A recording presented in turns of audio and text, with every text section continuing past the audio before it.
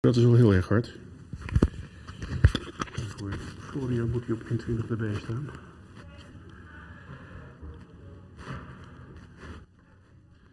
Jij op min 20 hè, voor Florian? Ja.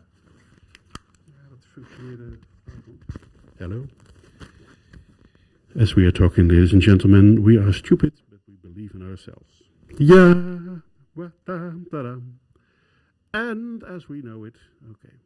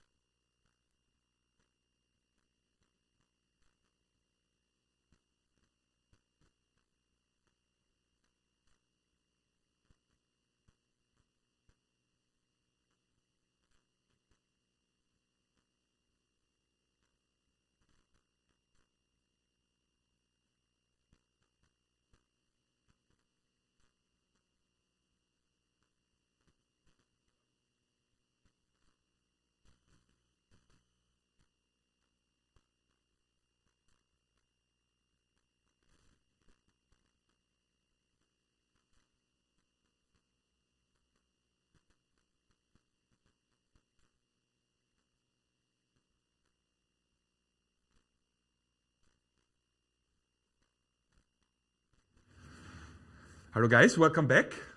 Cameras on. Hello Victor. The usual suspects. Nice. Some new faces, I like it.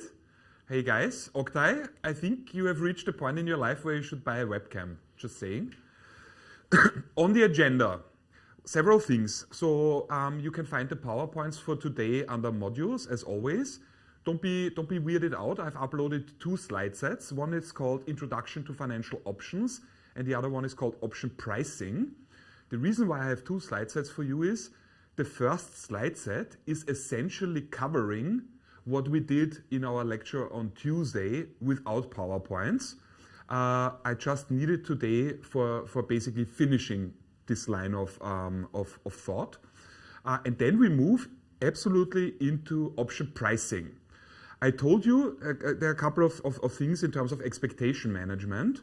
You need to, in order to understand what's happening today. Hey, Okta has a camera. Hey, man, this is cool. Sorry, I'm sorry. Shit, I lost it now. Yeah, sorry. In order to follow today, we're trying to price options. So we're trying to look at this weird instrument and trying to put a price tag on it. That's what pricing means. This is very, very complicated, as you will find out, for all kinds of reasons. So if you are not really caught up with what we have discussed on Tuesday, so if you're still struggling with what is an option, what is a call option and stuff like that, this will be next to impossible. Not because the topic today is so difficult, but simply because you lack the vocabulary. So should that happen, you need to go back then to the Tuesday lecture and work through that first, all right? Otherwise, this will not work. I know that you want always at the beginning of the class a little bit like a table of contents, so I want to briefly provide this. Let me write it down also for my own structure. So I want to have a very brief recap so that we are all sort of caught up and warmed up. And then we start discussing pricing. There are a couple of steps that we need to do. I will, of course, explain when we get there, just so you already know. Put call parity. Put call parity. And then I will show you 2 different pricing methods. The 2 pricing methods will take place in a simplified world, just like in our beginning conversation about capital structure. We start in a relatively simplified world. Once we understand this, we go then to the last step. So I just write this down very casually. This is not like that on the slides.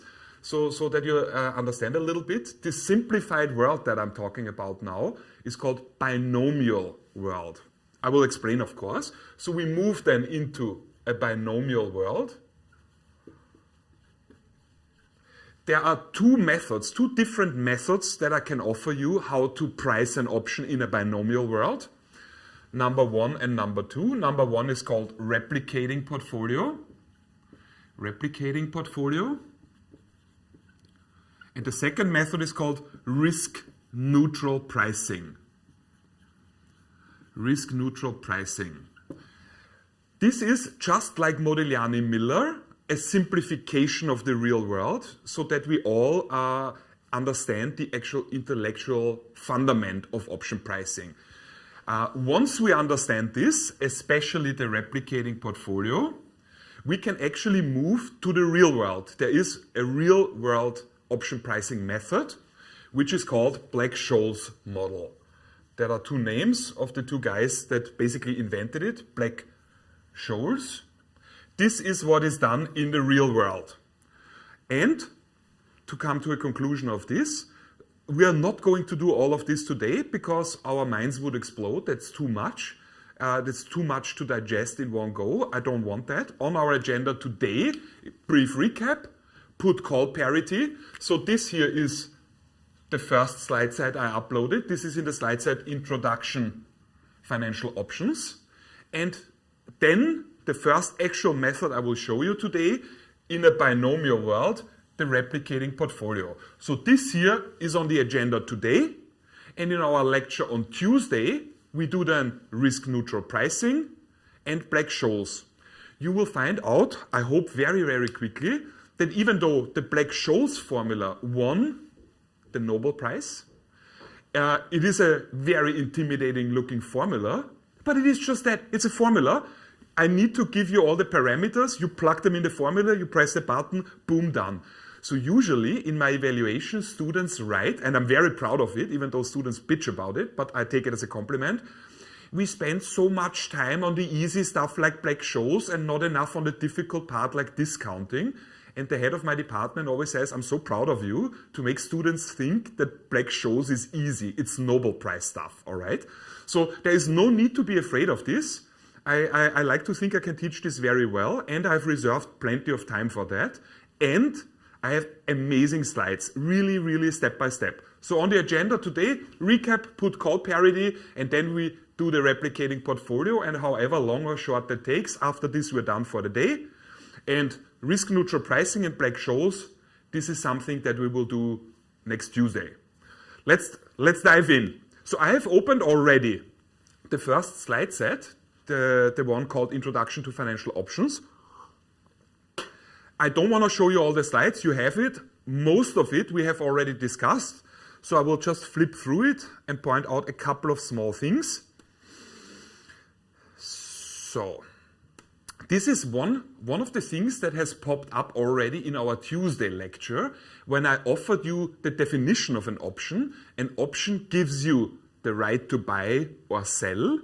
I already stressed one word in that definition. I already said the right to do something. It does not give you the obligation. That's why I always asked you then, if the stock price then is whatever, 10 euro, and the strike price is 50, would you choose to exercise, yes or no?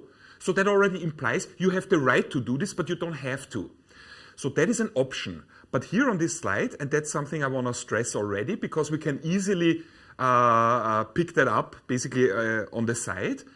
If you change one word in that definition, you get a different financial instrument. If you change the word the right to do something, you change it into the obligation to do that, you get not an option, but that is the definition of a future or a forward.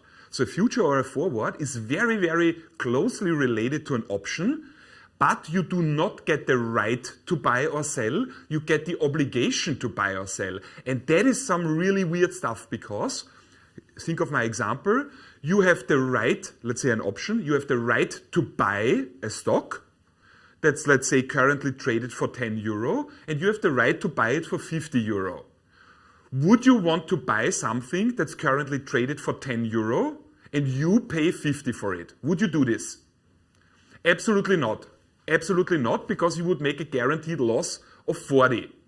But if the same thing were a future, you have the obligation to do that, then you have no right to choose, yes or no, you have to. So that means if the same thing, same parameters, the current stock price is 10, the strike price is 50, if that were not an option but a future or a forward, you would have to do it. So you would really make this loss of 40, okay? I will, after we're done with options, that will not take us longer than 15 minutes. I will draw the payoff diagrams for you. You will see it's incredibly easy once you understand options really well. There are a couple of things in terms of terminology I wanted to briefly repeat. We have done all of this. It's really recap. So I told you, don't be intimidated by our terminology. Long call, short put, and all of this sounds very confusing. Don't be confused. I just write it down quickly again. Long in finance simply means to buy. Short in finance means to sell. And in terms of options, we have two different options. We have the call option and we have a put option. A call option gives you the right to buy, and a put option gives you the right to sell. And based on that, we know there are only 4 combinations. There is nothing else possible. So you can be long in a call option. So then your position would be referred to as the long call. That means you have bought the right to buy some underlying, let's say a stock. In my initial example, it was grain for a price that we specify right now to be applied in the future. This price is called strike price. You could have, if you are the long call, so if you bought the right to buy, it automatically implies that somebody has sold the right to buy to you. So if you are the long call, somebody else, maybe me, is then the short call. So the complementary position to the long call is not the long put. The complementary position to the long call is a short call. You have bought the right to buy. I have sold the right to buy. So that are the first two positions, long call and short call. Let's talk briefly about the put again. You can also buy the right to sell. That would make you the long put. And if you have bought the right to sell, it can only be that you have that because somebody sold it to you, which would be then the short put. That means I have sold the right to sell. That are the four basic combinations. I also told you, you can, of course, trade options individually, but you can also combine them. So I showed you the straddle and the strangle. If at the end, not of today, but at the end of the course, you want to see some more, I happily show you some more advanced option combinations. So I've so far only showed you straddle and strangle, which work both using two options. I can show you option combinations that involve 4 options or even more. Why would you do something like this? Because combining different options achieves very, very different payoff profiles. So depending on your expectations, what will happen in the future, you can trade on them by combining options in a meaningful way. If you want to know more about this, that would go beyond our course. What you want to Google is option strategies. That's what that is referred to. Let's look at some more terminology. Yeah, see, this is on the slides, exactly as we've discussed, long call, short call, and so on. Here, as I've told you, I did not mind on Tuesday that my handwriting is comparatively crappy and my diagrams were inaccurate. Some of you asked then, where exactly is the intersection? On Tuesday, I wanted to convey the core mechanic of options. If you want detailed payoff diagrams, that's what you have my slide set for. So you have all the diagrams I drew for you on Tuesday. You have them all here. This is, of course, for example, a long call. Nothing new here. This is, of course, the short call. Long put, short put. Brief overview. Okay, so I just want to drive home the message that even when I don't use PowerPoints, you always get that anyway ex post. There's nothing new here. Okay, I have here a slide. That is something that I would like you to basically print or have opened when you practice option pricing. Because even if you're very, very afraid of math, very much afraid of finance, option pricing is something that you can practice to perfection before the exam. It's a cooking recipe. You need to go through specific steps and you will get a correct price of the option. So there is no need to be scared of this. It is like following a cooking recipe, okay? What I would like you to do in order to develop your economic intuition is look at this slide. It's slide number 24 of the Introduction to Financial Options PowerPoint slide set. I would like that you have this open. So when you practice and you vary the input parameters of your option pricing model, that you see which parameter that goes into our option pricing models has which impact on the final price. That's excellent to develop economic intuition. And this slide is a brief summary of that, okay? I want to show you, I want to hop with you into actual option pricing. Before we do this, I want to explain in the simplest language possible without any complicated blah blah. I want to explain the core logic of option pricing. So before we can do this, I need to establish why that is a problem and then how we approach it. So the first problem that we have is we are looking at a very interesting, unusual instrument, an option. So when we are talking, let's say, about a share, a stock, and we ask ourselves, what should be the price of this share? We already know what to do. We would then say, okay, let's first calculate the value of the whole company. And then if that's the value of the whole company, we simply divide the value of the company by the number of shares outstanding. So what does the share price reflect? It reflects essentially the value of the company per share, and the value of the company itself depends on the future earnings of the company. But that's very different with options, because an option is technically what we call a derivative. That means the value of an option is not something that exists in a standalone kind of way.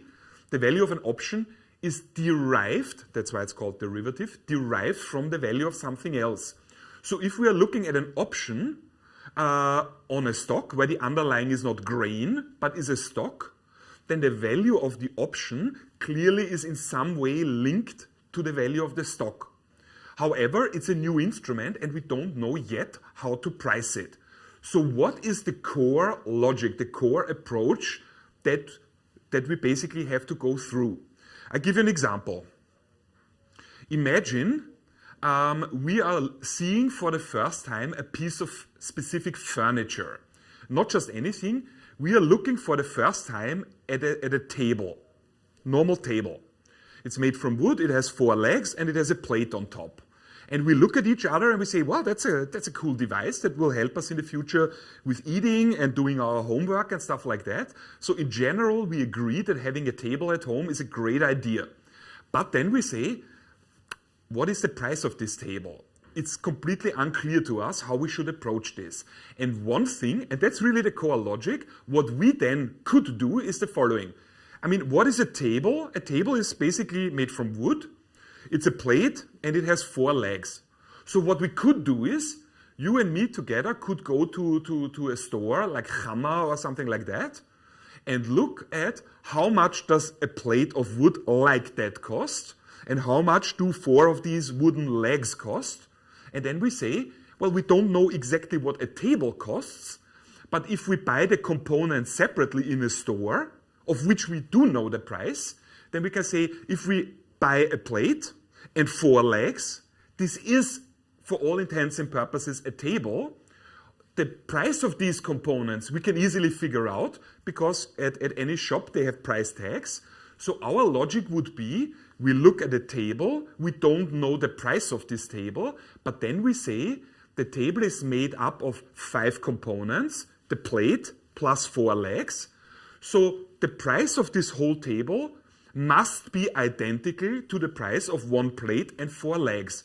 Because if it were not, then all people would simply buy the components and assemble the table and sell it for a different price. So imagine the table itself costs 100 euro, but the components of the table, the plate and the 4 legs, only together cost, let's say, 20 euro. It's still a table. So that means everybody would buy the components for 20 euro, put it quickly together, and sell it as a finished table for 100. Does this make sense so far?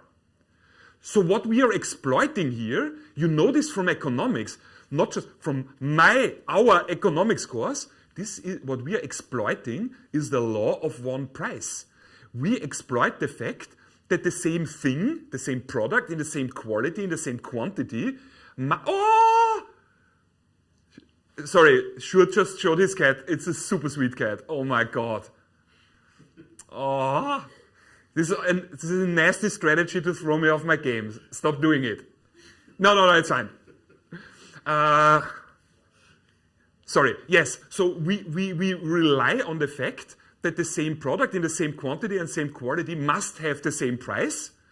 Because if not, traders would exploit this and create what we call arbitrage profit. Let me write this down. Arbitrage is a word that in finance you will hear very often. Arbitrage. Arbitrage simply means profit without risk. I think in macroeconomics I gave you the example. If 1 ounce of gold in Europe is traded for, I'm just making stuff up, 10 euro, and the same ounce of gold is traded in China for 11 euro, it's still the same commodity. I could buy gold then cheaply in Europe for 10 and simultaneously at the same point in time sell it in China for 11. The difference of 1 euro is a risk-free profit. The same logic holds here. I want to price an option. I don't know how it works. I don't know what the price should be. But then I remember the law of one price and I say, wait a second, maybe just like in my table example, maybe we can build some portfolio that gives us exactly the same payoffs as this new instrument we don't understand, the option. Because if I'm able to create a portfolio out of components whose price I know, that has exactly the same payoff as an option, they must have the same price. So just like in my table example, what we try to do is, we are now actually going together into some sort of, Gamma or some store like that. And we are trying to find now components, like I described, the plate and 4 legs, that allow us to not build a table, but to build basically an option. With the only difference being, the price of these components should be known to us. And then we say, based on the law of one price, the components together form a table, that we are trying to price a table. Based on the law of one price, the components together must have the same price as the table. Is the core logic clear, guys? Also people on YouTube. Leonie, please let me know. There is one question that came in earlier in regards to the price of an option. So someone wants to know... Here's the mic. Oh, sorry. That's okay. Will the price of an option be more expensive than a future contract then? Because with an option, you don't have the right. You have the right, not an obligation. Yeah. So the question is, will the price of an option be higher than the price of a future or a forward? Because with an option, I have a certain right, whereas with a future, I have an obligation. So we have not even started with option pricing, so I would say it's a bit too early to talk about that. But your intuition is correct. Something is more expensive if it gives me more choices, logically. So an option would be more expensive than a future. You will see also with a future, it does not really have a price to begin with. But it's too early for that, okay? I don't want to dive deeper into this. But I want whatever I show you now, I want that you never forget the big picture, the simple concept. Don't forget this. Keep this in the foreground of your head. What we will try to do is, we will look at the payoff of an option, which we have done on Tuesday, the payoff diagrams, and we try to replicate these payoffs using components whose prices we know. And then we simply say, based on the law of one price, this must be the price of an option. So if you understand this, and I really care about that, also people on YouTube tell me, if they understand this core methodology, this is it. Everything else is then filling in details, okay? Do people on YouTube say they understand this so far? They don't say much because I think they're behind. Yeah, they're 30 seconds behind. Okay, but if something comes in, I want to know, okay? Okay, so let's start with this. So our first approach will be to figure out what, like in my analogy with the table, a table consists of a plate and 4 legs. This is what we will do now for an option as well. And the financial term for this is put-call parity. I will guide you through this. This is not rocket science. Let me show you. I want to basically compare 2 different portfolios now. A portfolio is simply a basket in which I put different financial instruments. And what we will do is, we will create 2 baskets in which we put different financial instruments, and then we compare the baskets to see if basically they are identical. I will explain everything. In the beginning, I will probably drop a few things without much explanation. I will immediately go back to that, so no worries about this. What I want to draw your attention to is the bottom of my slide. Have a look at this. The 2 portfolios that we will compare are the following. The first portfolio will consist of 1 bond plus 1 call option. Let's look at this. This is fairly technical. I will explain. So we are looking at a basket. In this basket, I have put a bond and I've put a call option. Let's talk about this in a little bit more detailed way. What does it mean when I buy a bond? Look at the first line on my slide. A bond means you get a fixed payoff at some point in time. How much do you get? don't forget, what is a bond? A bond means you give somebody else a loan, right? So if you give somebody else a loan, what's in it for you? You earn interest income. If you borrow 100 euro to me at an interest rate of 2%, what's in it for you? Every year you get from me 2% of the amount of money I have borrowed. So interest rate multiplied with amount of money I borrowed. That's exactly what you see here. RD is the cost of debt, multiplied with D, that's the amount of debt. So there should not be any surprise here. And now you need to be extra focused, because we have to set now a specific amount. What I do now is I define how much we invest in a bond. So basically I define now what the amount of money is that we loan to somebody else, because that's what a bond is, right? And I define now, no need to ask anything yet.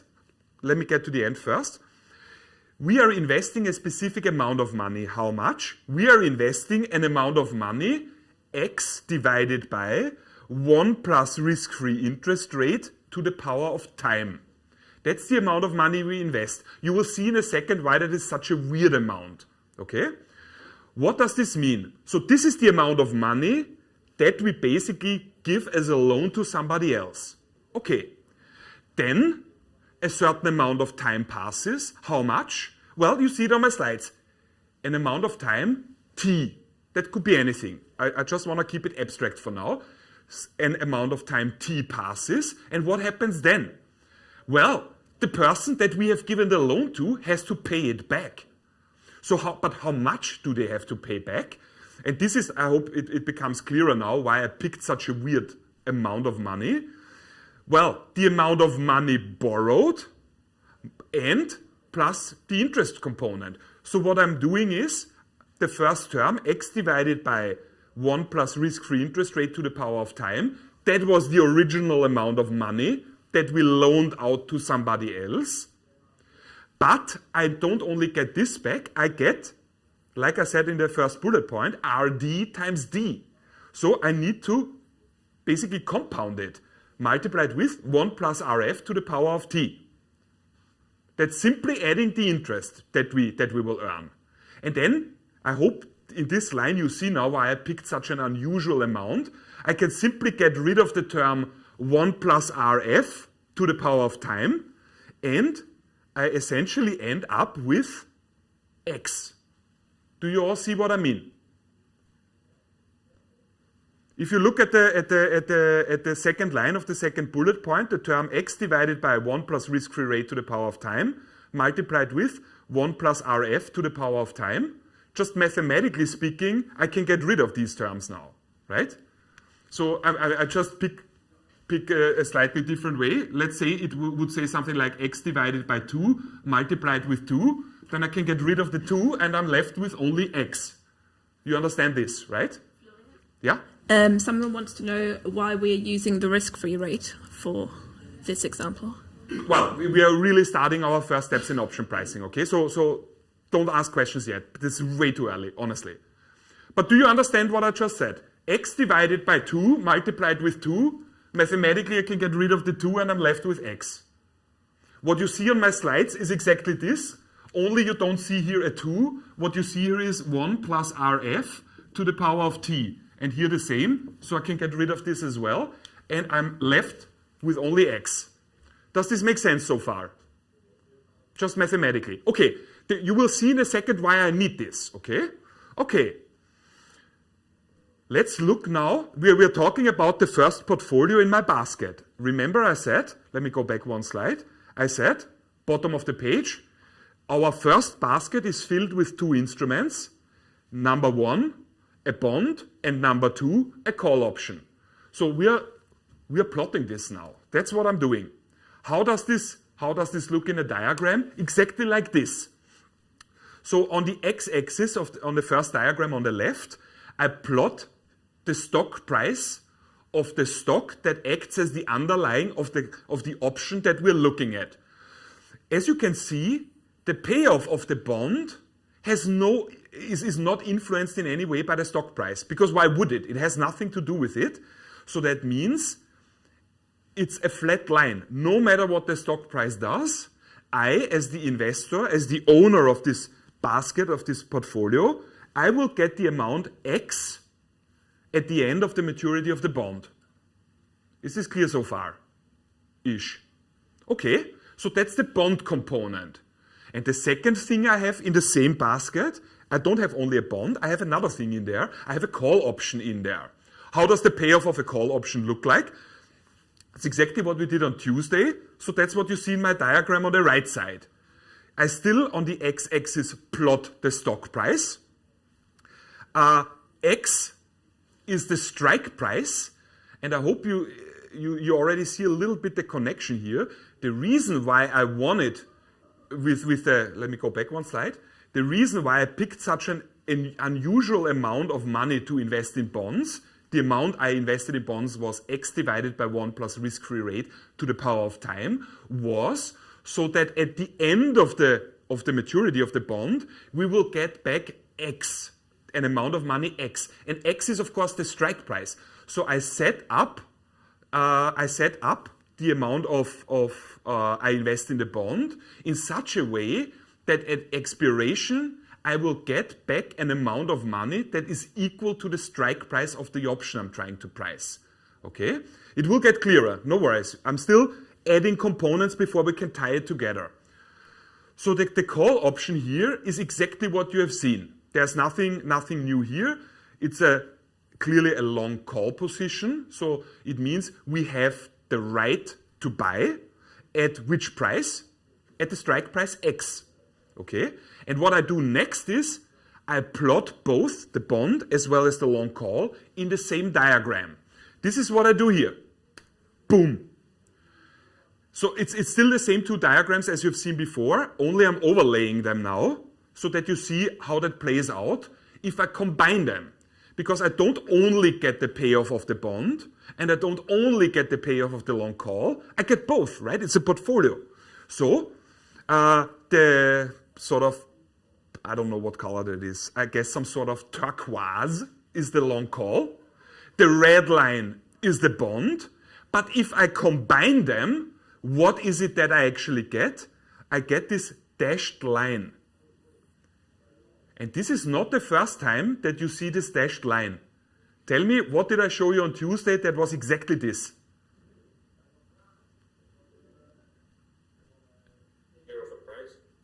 No. I showed you, a couple of you asked on Tuesday, what can I actually do with options in the real world? And the first thing I showed you was a protective put, right? I showed you, if you are long in a stock and you get a put, you insure yourself against stock price decreases. So that's actually what you see here. It looks kind of similar to that. So what you get is, you get now the dashed line as the payoff of your whole portfolio. So the dashed line is not reflecting only the payoff of the call, and it's not only the payoff of the bond, it is the payoff of both those instruments together. Is this clear so far? Sir, I wanted to ask one thing Ask. about the meaning that what I invest in the bond, basically I don't gain anything because I get in the end I get X back. Are you asking me or telling me? I'm asking you about that. What you get back is exactly what you see in this diagram. Or let me go back, that's maybe easier to see. You're talking about the bond, so look at the diagram on the left side. That is what you get back at the moment in time where the bond is basically mature, becomes due. That's basically when the person that you gave the loan to, that's what a bond is, pays you back. Okay? And you basically, that's what I did here in the first step, you gave somebody else a loan. You did not give somebody else a loan of X. You gave somebody a loan. Look at the term in the second bullet point. X divided by 1 plus risk-free rate to the power of time. This is a discounted amount actually. So why do we set it up as we give somebody a loan in the magnitude of basically X discounted, so that when I compound then at the end of the loan term, the discounting and compounding cancel each other out, and I'm only left with X. what I've written down here. And the reason why I want to be, in the end, I want only X is because X is the strike price. But like I said before, it's too early for questions because I've only shown you now what happens in one of my baskets. I want to show you, that's the whole point what we're trying to do. Think of my initial example with the table. We are looking at a table and we're trying to replicate the table by buying certain components. That's what I'm doing. So we're looking at my first portfolio now, which is this, the dashed line. Okay? That is my first portfolio. For the time being, just store this in your memory and let's look at something else. Let's look now at my second basket, at my second portfolio. My second portfolio will consist of a stock and a put option. This is literally what I've shown you on Tuesday. Boom, this is a protective put. On the left side, you see the payoff of a stock. Just briefly to refresh your memory.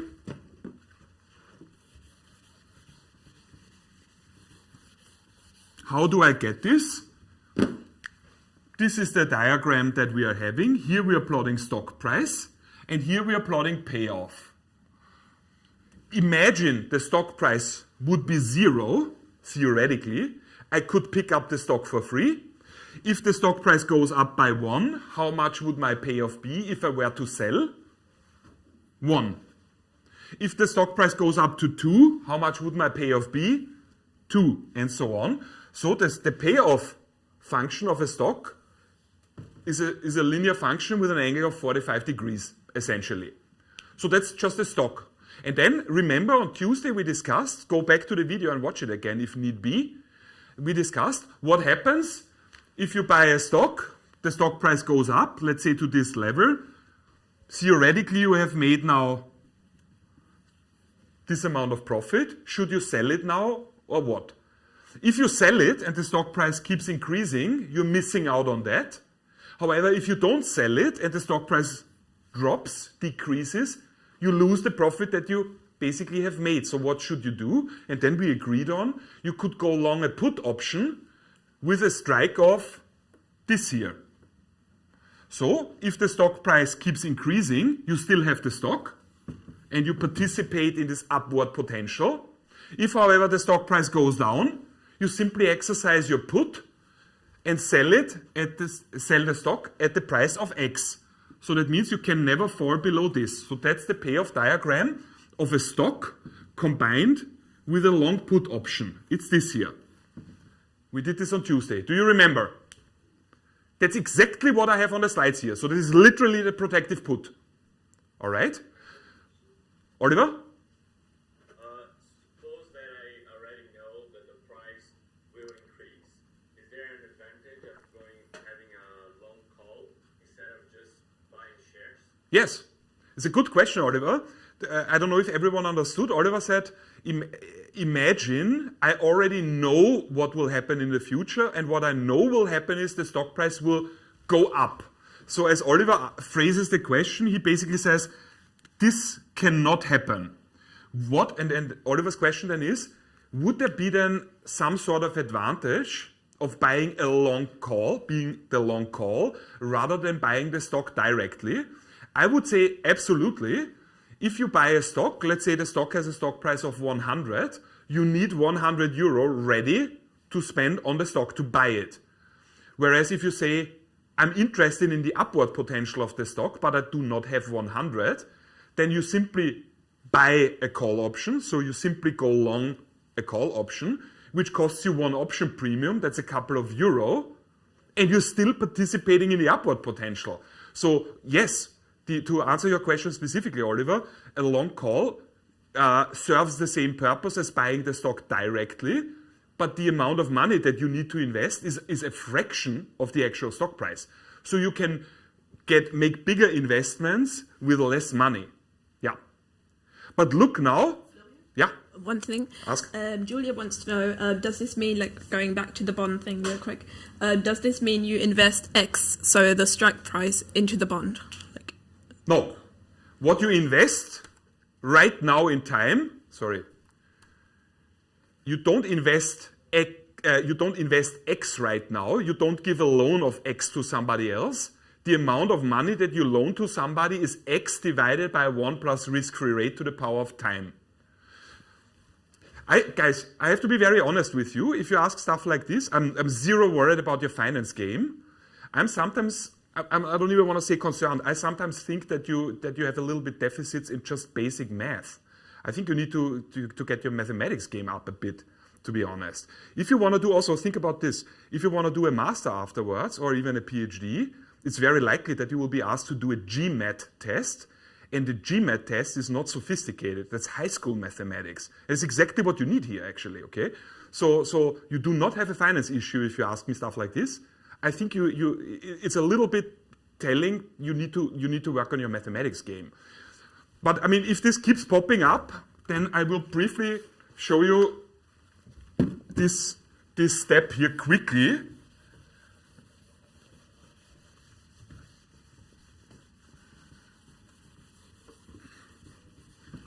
Because this seems to be problematic. So going back to the first portfolio, we said my first portfolio consists of a bond and it consists of a long call.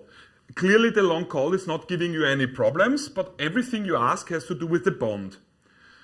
What I want to do is I want to replicate the payoff of a call option.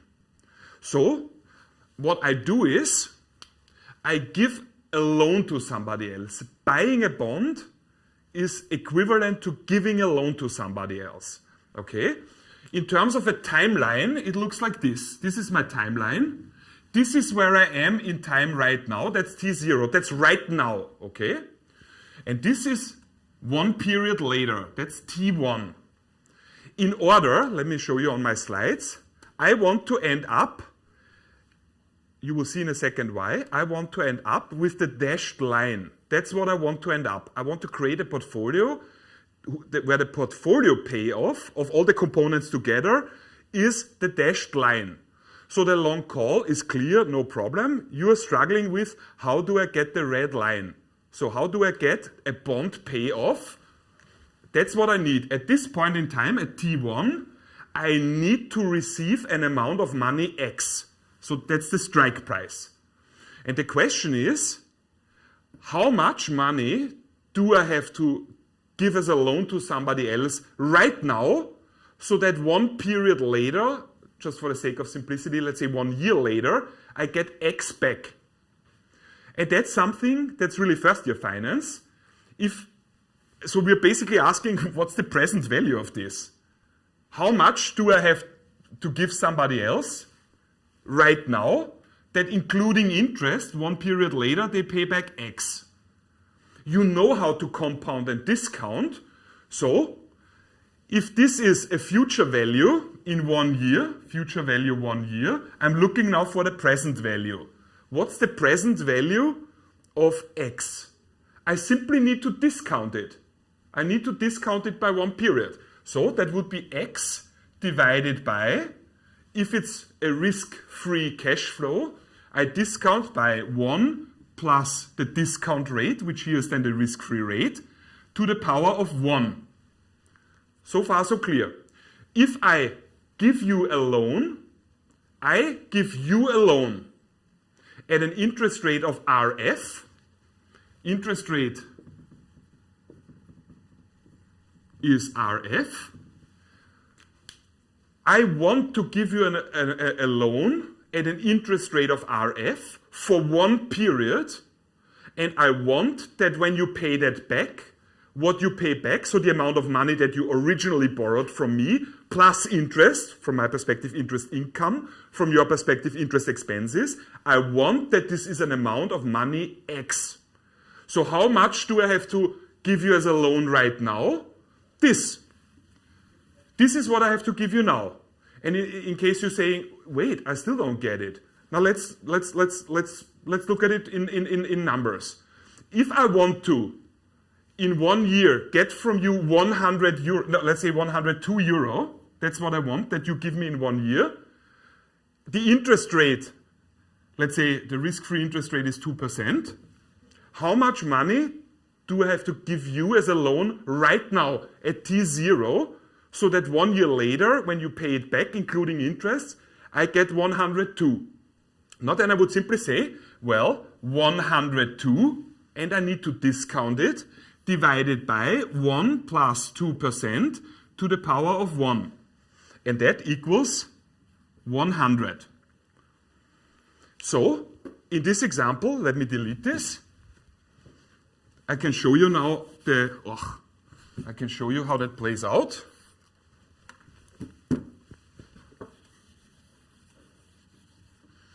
If I give you now a loan of this magnitude, this is what I give you now. In 1 year, you will not only give me this amount of money, because you need to pay interest expenses. From my perspective, interest income. So how much money will you have to pay me back in 1 year? The amount of money that you have borrowed, so x divided by 1 plus, let me write, shit.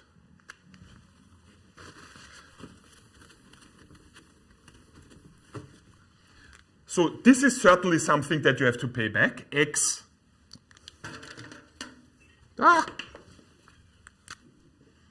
x divided by 1 plus rf to the power of 1.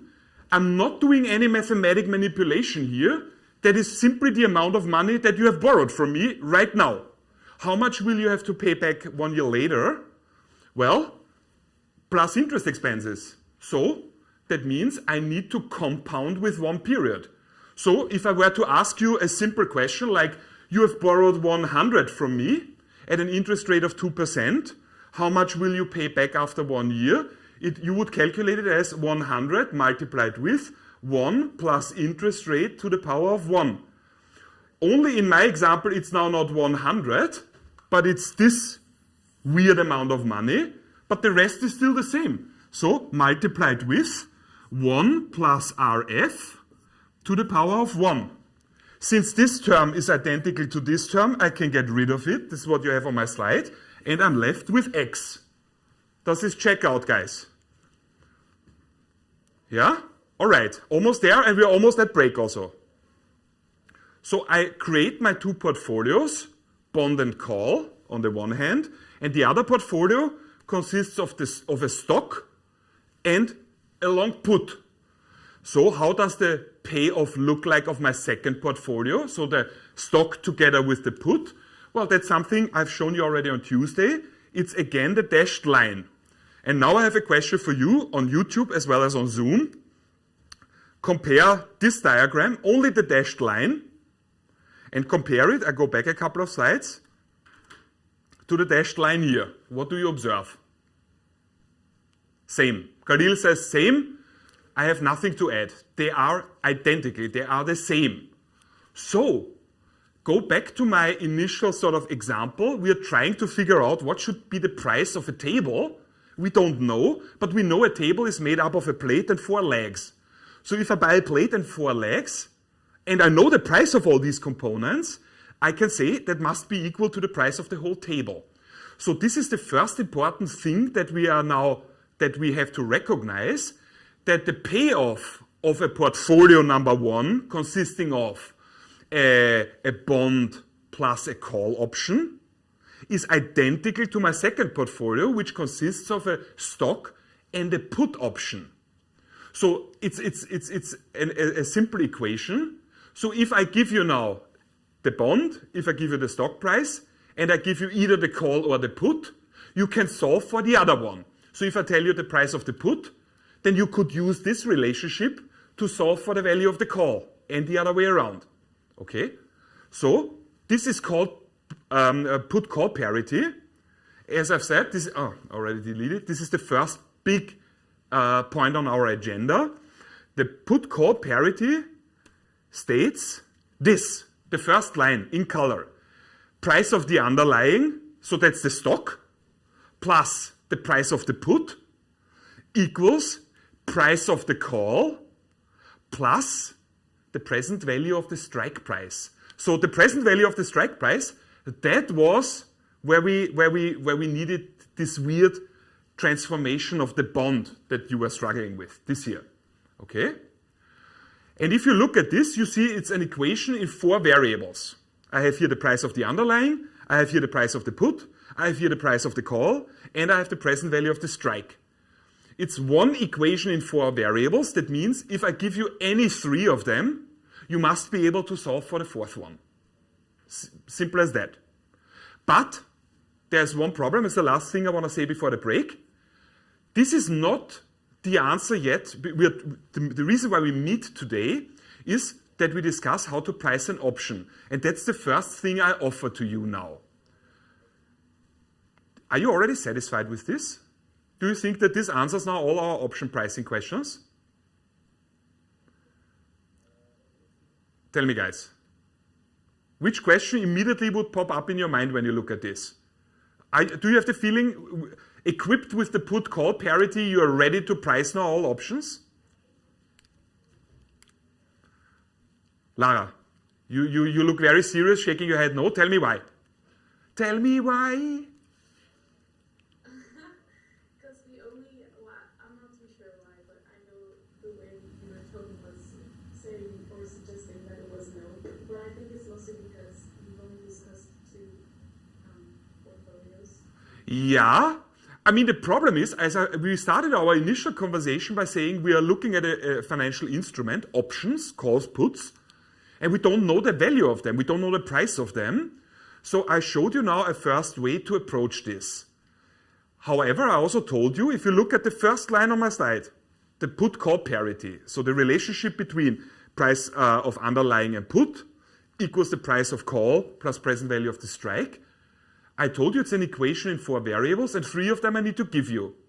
So one, I definitely need to give you the stock price and the present value of the strike, and I need to give you a third one. So either I give you the price of the put or the price of the call.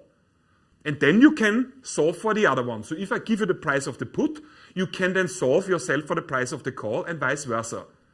But the immediate question I was expecting, based on how I know you guys, is, yeah, but where is that coming from in the real world?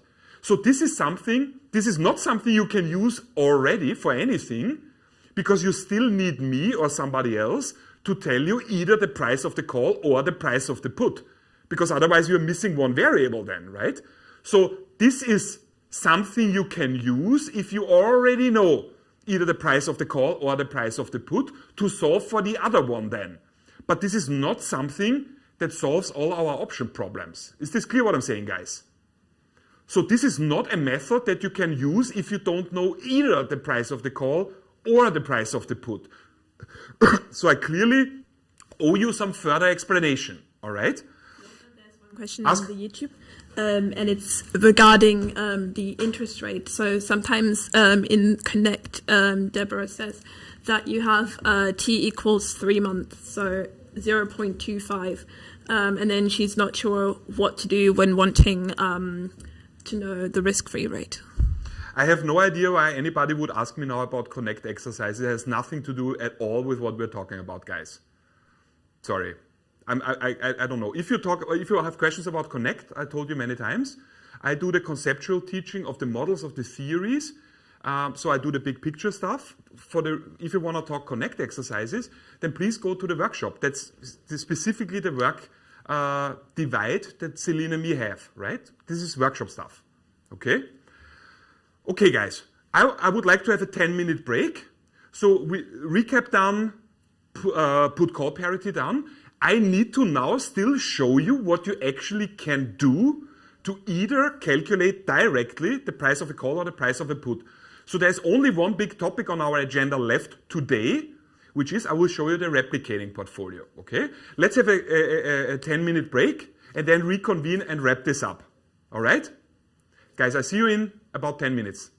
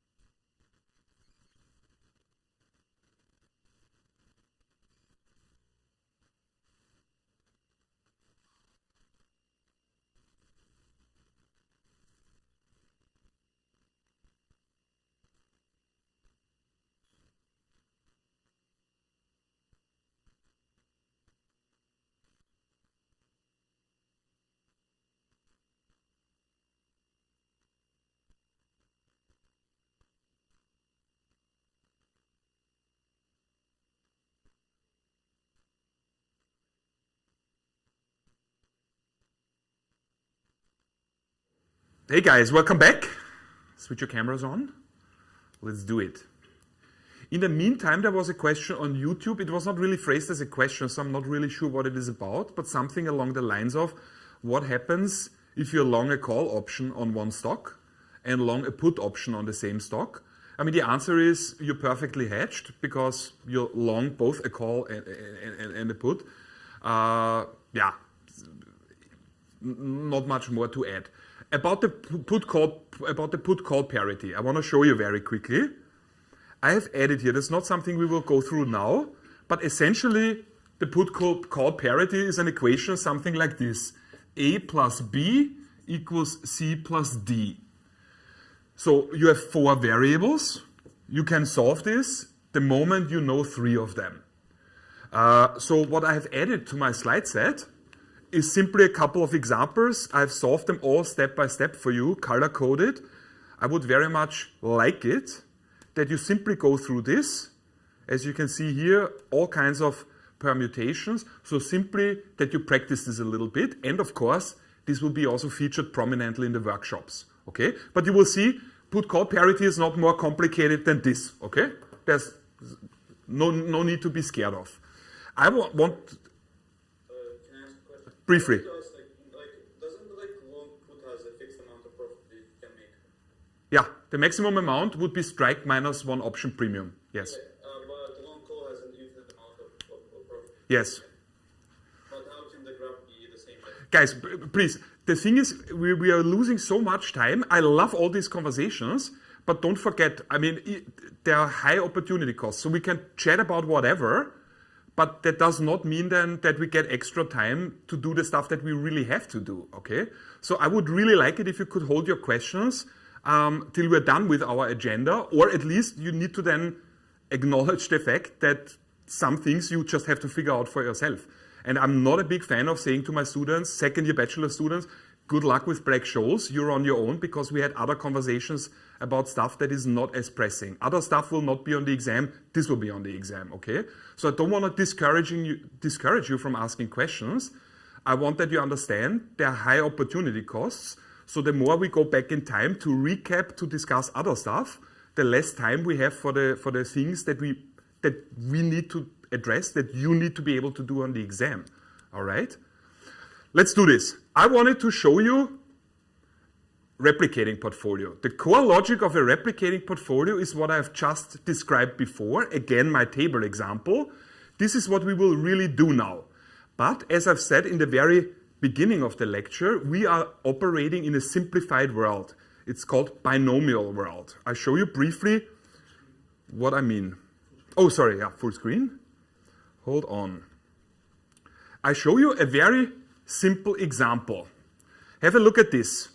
Everything I will explain about it. We are looking at an example. Imagine that the current market price of a specific share is £50. We know, and that's why it's called binomial world, in the future, not all possible stock prices are possible. We know, that's why it's simplified, only 2 different things can happen. The current stock price is 50. Oh, sorry, I have it on the slide, I don't need to draw. The current stock price is 50, and next period, the stock will do one of 2 things. Either it will go up, or it will go down by a certain amount. So in this example, the current price is 50.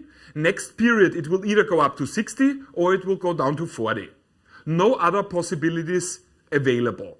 That's why it's a simplification of the real world. Okay, so again, like Modigliani-Miller, we are first approaching this by simplifying reality.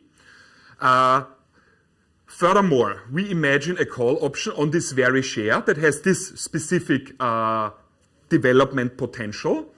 It has 1 year to expiration, and it has a strike of 50. Investors can borrow at 10%, and we are trying to figure out the value of the call option. So the setting is this. We have a stock currently traded at 50, that is at T0, and next period at T1, it will either go up, what was it, to 60, I think, or it will go down to 40. Okay, so that is the stock on which we have a call option that we want to price. The interest rate at which we can borrow is 10%. And we are asked to figure out what's the value of this option. So really not put-call parity or anything. We're really trying to price an option directly now. And this is now something where I especially want to ask you to hold your questions, because I show you now how to replicate it. And in the first time we go through, it will not be super obvious to you where I get the numbers from. Okay? And that's by design. So have a look at this. At the bottom of my page, I talk about two different strategies. Again, I'm basically holding two baskets with two different instruments in there. So what is my first strategy? My first strategy is I buy 1/2 of a share. So I buy half a stock. That's what I call my first portfolio. What is my first strategy? What is my second strategy? My second strategy is that I borrow 18.18 pounds. Again, please at this point don't interrupt saying, why is it 18.18? That's the whole reason why we do this, okay? Second basket, I borrow 18.18 pounds. What will happen with this? It implies a payment of the principal and interest at the end of the year of 20. Why 20? That's exactly what I showed you mathematically here. That's exactly this. Because at an interest rate of 10%, one period later, it will have become 20 pounds. Nothing to not understand. I simply drop this now. So the number 18.18 pounds I have dropped. Where is it coming from? Well, I can already tell you a little bit where it's coming from. I want to achieve a payout of what I've borrowed one period later of exactly 20 pounds. You will see in a second why that's relevant. And then, let's look at this. I explained the table. So what you see in the first line, numbered 1, is the payoff of the call itself. Okay? Don't read everything else. For the time being, focus on where I am and the explanation. Let's just look at the first line.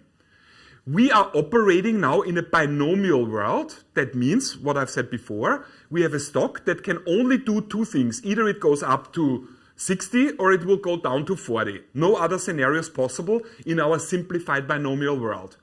So, in the first line, we are determining now the payoff of the actual call option in each of the two scenarios.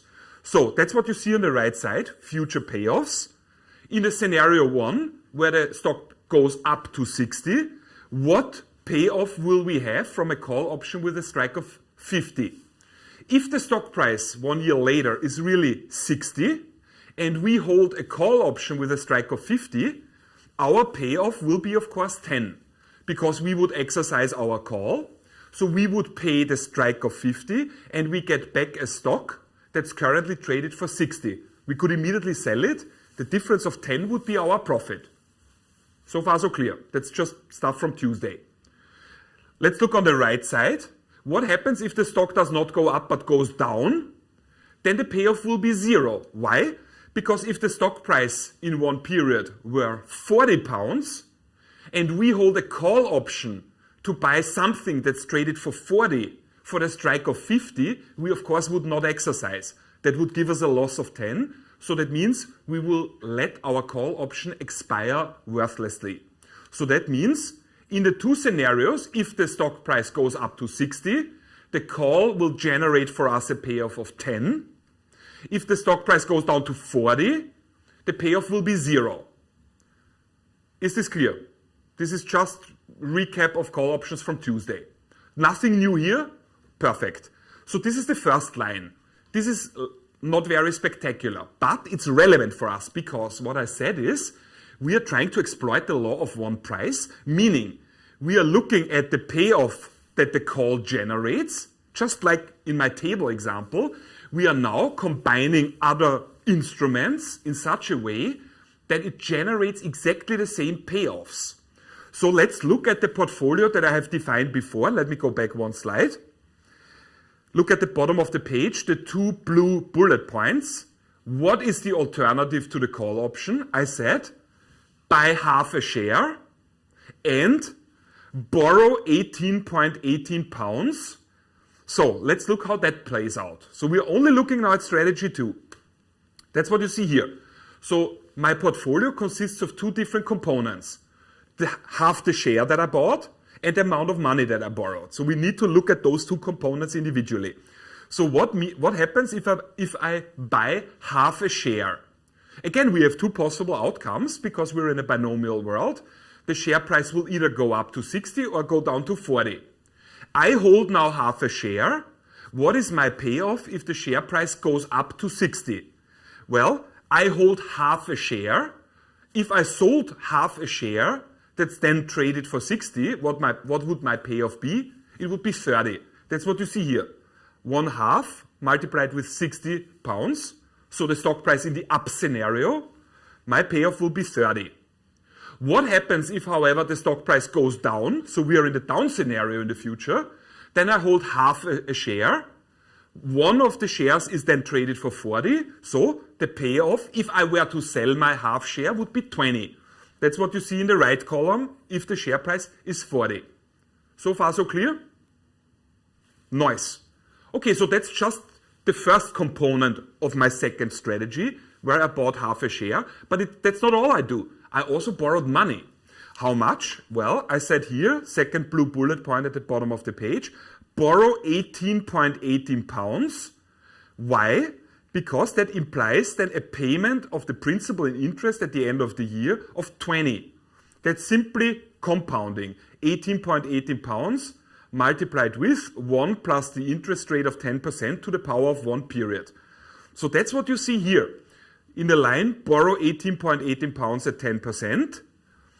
I have borrowed money right now. How much? 18.18 pounds. So how much do I have to repay 1 year later? 18.18 pounds plus the 10%. So that will be 20 euro, minus 20 euro, because I have to pay it back. What happens in the down scenario, where the stock price goes down to 40? The same thing, because it doesn't matter. I borrowed money, and no matter what any stock is doing, I have to repay that. So also in the down scenario, if share price is 40, I have to pay back 20 pounds. So far, so clear? Super.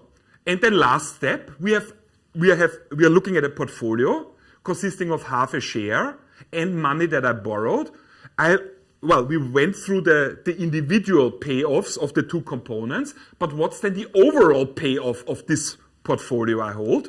Well, we simply add up now all the components under strategy 2.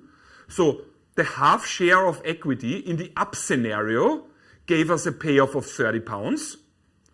Borrowing 18.18 pounds gives us 1 year later a payoff of minus 20.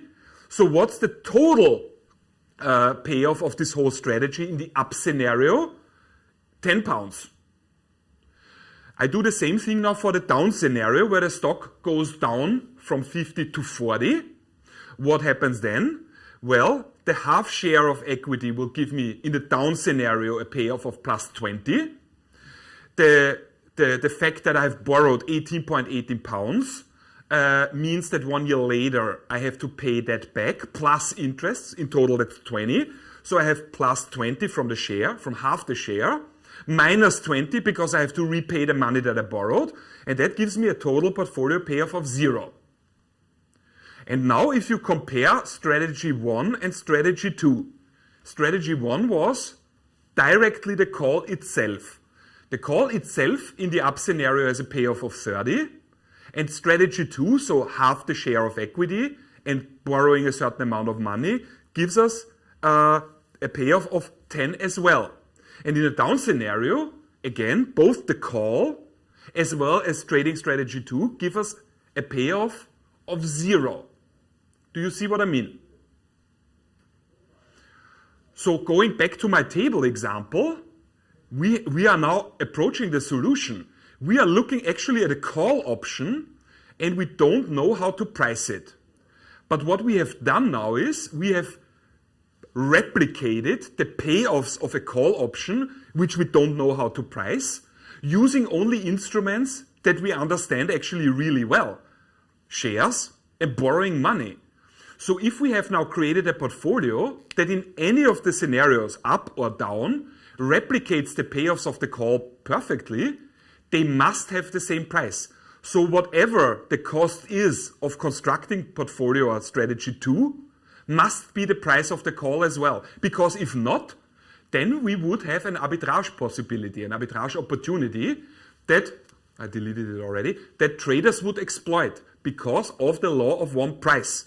Okay, that is what I'm basically summarizing at the bottom of the page. The two strategies are equivalent in terms of payoff, and therefore they are equivalent for all intents and purposes. A trader would not care if he or she holds directly the call or the portfolio that I call here strategy 2. They are equivalent. They give the same payoffs. So that means they must have the same price. Okay? Okay. And now, the reason why I said hold your questions for the time being, I said specifically about, if you look at the bottom of the page, the second blue bullet point, the most obvious question I think you could ask at this point is, all right, I understand it, but how did you figure out the 18.18 pounds? That's of course the question. And of course, as you've seen, I have reverse engineered it. I looked basically at the payoffs of the call, and I tried to set the number in such a way that the total portfolio payoff will be identical to the call. So that's the core logic of it. So I have to reverse engineer this. And we will take this now on the next level and do this. I have a lot of explanatory slides here, just terminology. You will see in a second. I skip them for now because you will see when we do it anyway. So this is how binomial trees look like. Let's start with a simpler one first, this one here. What you see here is S0. S is here short for stock, but basically it's the price of the underlying. S0 is the price of the underlying right now in time, at T0. Stock price right now. And in a binomial world, it's a simplification of reality. We say the stock cannot have any value in the future. It can only go up by a certain amount or down by a certain amount. So the stock price at T1 can either be SU1, U for up, so the price after an up movement at T1, or if we go down, SD1 for stock price after one down movement at point 1 in time. This is the simplest case. This is one period from T0 to T1. What I want of you, and that's something you need to be able to do, you need to be able to do this as well. This is the same thing over 2 periods. So a stock can go up once, and then so from S0 it can go up once to SU1, and then it can go up a second time. That would be then logically called SU2. So stock price, up movement, second period. It could also go up once, so from S0 to S1U, and then down again. Then we would be in the middle node. Or it could go down twice. Then we would reach the final state SD2. Nothing to not understand. That's just terminology. Okay? We are still applying the same logic of what we have done before. So what we will attempt to do, to transfer the logic that we applied now in my simple example, we're trying to figure out the value of a call, and we already found out something very cool. We already know which components can replicate the payoff of a call. Buying a certain number of shares, in my example it was half a share, while at the same time borrowing a certain amount of money. In my example it was 18.18 pounds. So whatever I will show you next will always revolve 2 things. You want to price a call option. You already know what you will have to do. You will need to buy a certain number of shares, and you will need to borrow a certain amount of money. There are only 2 key points now. How many shares do you need to buy, and how much money do you need to borrow? Okay? That is what everything that we will do next revolves around. We will always try to achieve what I showed you in this simple example. We will try to figure out how many shares do I need to buy and how much money do I need to borrow so that my trading strategy replicates the specific call that I'm trying to price, that it replicates that perfectly. That's what the replicating portfolio is about. Is everyone on board? What's YouTube? What's on? So Lotte wants to know when I think you have to go back 2 or 3 slides. I don't know. Let's see the question first. Why do you not subtract the price you paid for the share? Because you paid £25 for the share, right? So the payoff... Irrelevant. I understand already. It's irrelevant. I'm not including the price of the shares here because I'm not interested in the price of the shares. I'm interested in the final payoff at T1. That's what I care about. Okay? And then Tessa says, why do you buy half a share and not one? Yeah, that's exactly a good question, Tessa. Why do I buy half a share and not one? Because otherwise I would not replicate the call payoff perfectly. Like I said in my example, I'm very grateful for the question. In my example, you don't really see yet how I figured this out. Why is it half a share and 18.18 pounds? So that's exactly what I want to do next. I want to show you how you can obtain these numbers. You need to be able to only calculate 2 things. The number of shares you need to buy and the amount of money you need to borrow. So that's exactly the next step now. And then Grégoire asks, so S0 equals SUD2, question mark. What? S... What's the question? Is S0 equaling SUD2? Is S0? What? Is S0? Is it about this slide? Probably. Is Yes. S0 equaling? SUD2. Oh yeah. Yes. Yeah. So, okay, I understand. So look at the binomial tree on the right side. The question, I think, that's how I interpret it is the origin, so S0, the price of the stock right now, is that identical to the price of the stock after one up movement and one down movement, or after one down movement and one up movement? And the answer is yes, of course. Yes. There are, by the way, no, that goes too far. But yes, yeah. That's why it's one node here. Otherwise, my binomial tree would already be wrong. Yes. So this is, I want that you prime your mind now. What I will show you is we start with a binomial tree, the simpler one on the left, only one period. And what I will show you is how to get 2 numbers. How many shares do you need to buy? How much money do you need to borrow? So I basically show you how to construct what is called the replicating portfolio. You have seen the replicating portfolio already in my example. The replicating portfolio of a call option consists of buying a certain number of shares while at the same time borrowing a certain amount of money. That is a replicating portfolio because the portfolio we are trying to build will have identical payoffs in any future state as the call option. And then we can say what was the cost of constructing the replicating portfolio right now. And that is what the value of the call must be. That's the core logic. Does everyone on Zoom understand this, guys? Nice. All right. And on YouTube, if you... There's one question asking when the share price drops to 40, why buy a call is 0 rather than -10? So like what? 40 minus 50, why is that 0 as opposed to -10? What? Say again, sorry. So when the price drops to 40, why is buying a call equaling 0 and not -10? Whoever asked this question, that's what I said before. You are not up to date with options at all. So this is exactly what I mean. I'm happy to answer questions, but at this point you must be aware. My answers at this point come at the expense of other explanations of stuff we have not discussed. This question, why is the payoff of a call option then 0? Because the call option here, a call option is the right to buy the underlying. If the underlying in the future has a price of 40 and you hold the right to buy it for 50, you would not exercise it.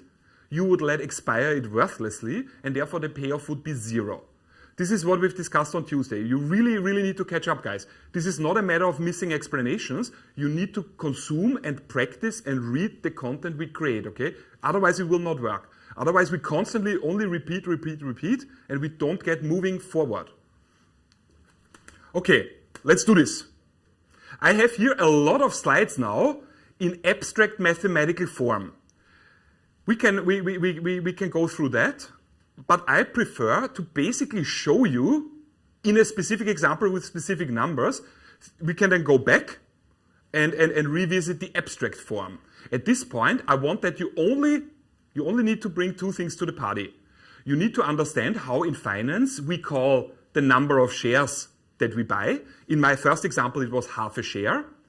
And you need to know how we call the amount of money that you borrow. In my example, it was 18.18 pounds.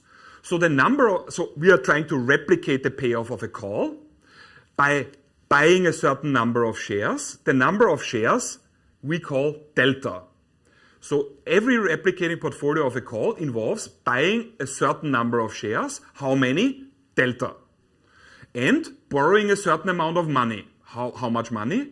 An amount of money B. So everything we will do next revolves around calculating delta and calculating B.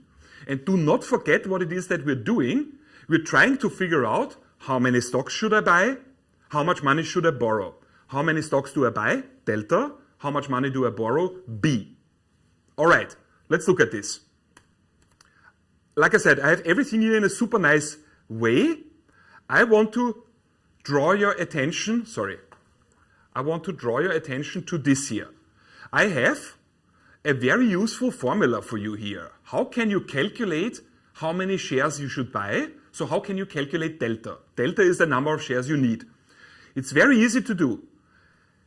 The value of the call in the up scenario minus the value of the call in the down scenario divided by value of the stock or stock price in the up scenario minus price of the stock in the down scenario. That is how you get delta.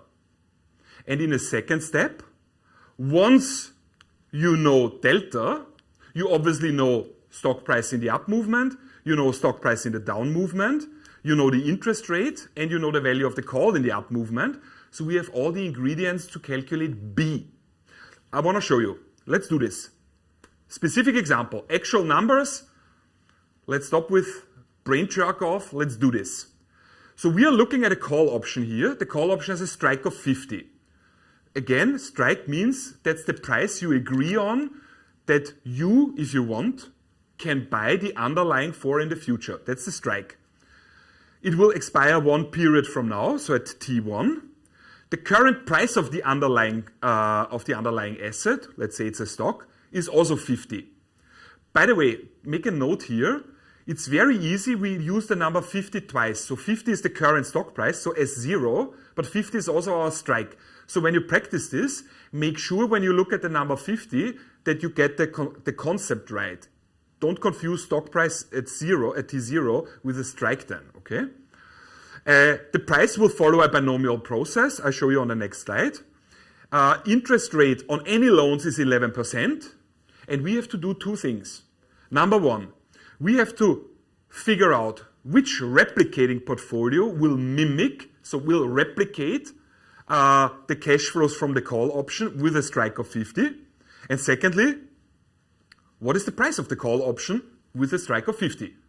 That's what we will do. So to narrow down the first question, what replicating portfolio will mimic our cash flows?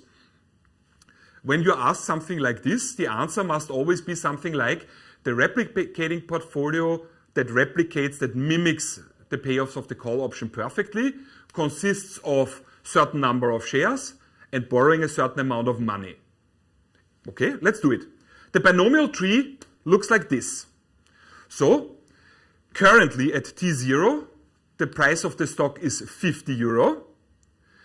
One period later, what can happen? Either it will go up to 70 or it will go down to 35. So that's the movement of the stock itself. And on this stock, we try to price a call option with a strike of 50. Let's go through the motions. It's really step by step on the slides. I guide you through it. We already know how a replicating portfolio looks like. It involves buying a certain number of shares. How many? Delta. While at the same time borrowing a certain amount of money. How much? B. So that's what I'm saying here. But the replicating portfolio has other features as well. The replicating portfolio is set up in such a way that indeed at T1 it generates the exact same payoffs as the call option itself. So we also know that. That's what I'm doing. So if at T1 the stock price were 70, what would be the payoff of the call option with a strike of 50? Well, you hold the right to buy for the strike price of 50, something which has then a stock price of 70. What's the payoff? 20. I give you 50, you give me back a stock that's currently traded for 70, I can immediately sell it and the difference would be my profit, 20. What happens if at T1, so one period later, the stock price goes down to 35? Then I hold the right to buy the stock, which is then traded for 35, for the strike of 50. Would I exercise? Of course not. That would be a guaranteed loss. So I would not exercise. So that means the payoff would be 0. Is everyone on board? On Zoom? Nice. And on YouTube? Nice. Nice. Okay. All right. And now, I don't want to say the magic happens, but I think it's kind of cool. I like it. I'm setting up the portfolios. I'm setting up the replicating portfolios. Don't look at the slides, look at me. Marcel, please take the slides away from them. Yes, thanks. Sorry, guys. Sorry for doing this. It's almost abuse of power. No, but I want that you listen to me. Because the math that immediately draws us all in and we get lost in side conversations, I want that you keep the big picture in your head now. We are now creating a replicating portfolio. What does that mean? Let me show you again, just in very simple language.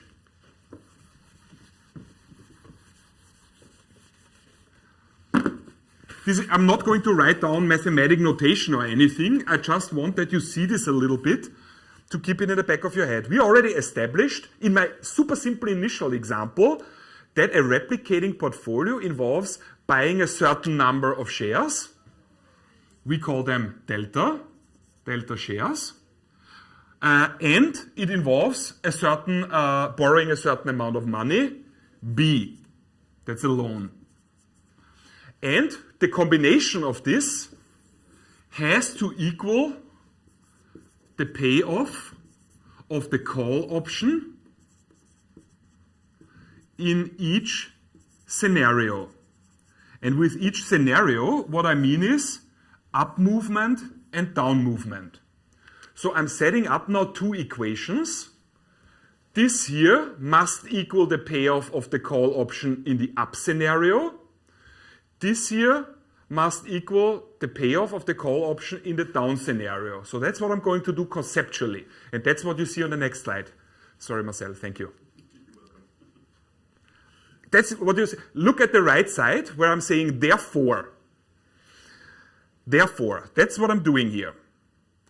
On the right side, the numbers in blue, the 20 and the 0, that are the payoffs of the call. We have established this. If the stock goes up to 70 and you hold the call option with a strike of 50, the payoff will be 20. That's where I put the number 20. Also, if I go back one slide, please note that everything color-coded, the color codes work across the slides. So when you print this or when you look at this later, you see where I got the blue numbers from. Also in the second line, why do I have here equals 0? That's the payoff of the call in the down scenario. 20 here, 0 here. All right.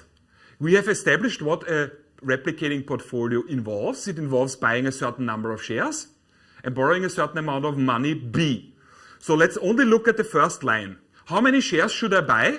The answer is always delta. We don't know that yet. Delta is a variable. We don't know it. That's what we're trying to figure out. But we know how, when I say something like this, how many shares do you buy? Delta. We know the share price in the up scenario.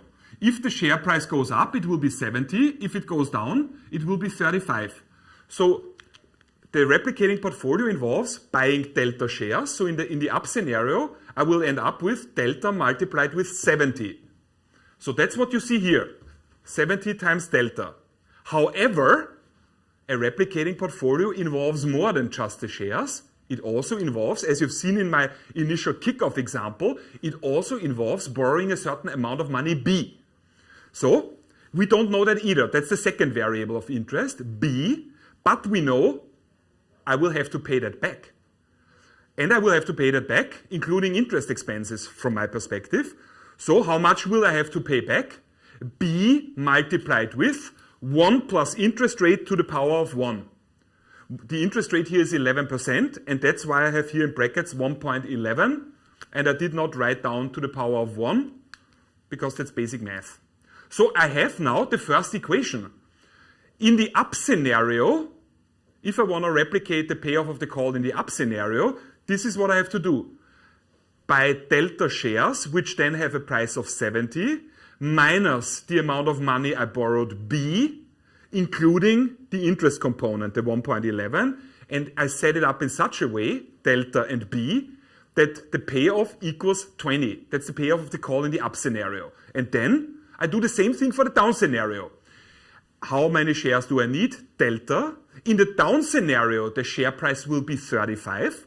That's why I have here now 35 times delta, minus, this does not change, amount of money borrowed B, plus the interest, so 1.11, and it should be a replicating portfolio. Therefore, I set it equal to the payoff of the call option in the down scenario, equals 0. Then, so this is my set of equations. I know that quite a few of you struggle with math, so this is the formula that you can use. I would obviously expect in the second year bachelor that you can solve a set of equations, but if you're struggling with this, this is a handy formula. Let me go back a couple of slides. This is the formula that I use. Delta equals value of the call, payoff of the call in the up scenario minus payoff of the call in the down scenario divided by stock price in the up scenario minus stock price in the down scenario. This is exactly what I'm utilizing. I go back, whoop, delta equals 20 minus 0, so that's the payoff, 20 is the payoff of the call in the up scenario, minus payoff of the call in the down scenario, so 0, divided by stock price in the up scenario, so 70, minus stock price in the down scenario, 35. And I simply solve this, I calculate this, and I find delta is 0.57. In what unit is this, guys? Tell me.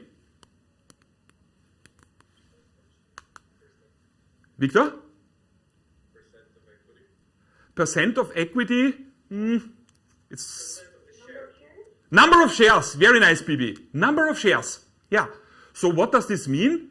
The replicating portfolio already involves not buying a share of 50 shares. It involves buying 0.57 shares. So a little bit more than half a share.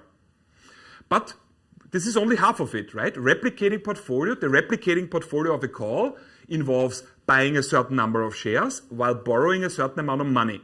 So we still need to figure out how much money I should borrow. So I simply solve them for B as well. You can pick any of the two equations on top. So either 70 times delta blah blah blah equals 20, or the second one, 35 times blah blah blah equals 0. Both work. You solve for B and you get 17.93. What does this mean now? We have an answer.